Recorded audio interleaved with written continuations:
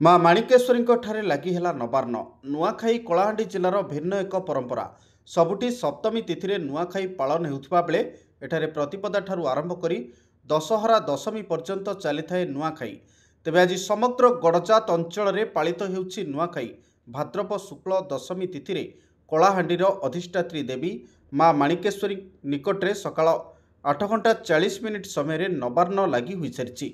दिन 9 घंटिका ठारू माँ मंदिर द्वार खोला हेबा परे श्रद्धालुओं भिड़ देखा मिलता। माँ लगी होइथिबा नुआ चूड़ा धान गुड़ को नहीं घरे निजर इष्ट देवता को पूजार्चना पर सकाळ 10:03 ठारू 12:36 मध्य नुआ खाइबार समय रही।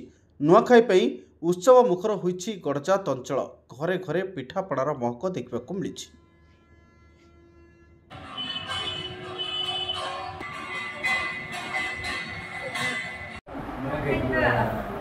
Nuakai juga.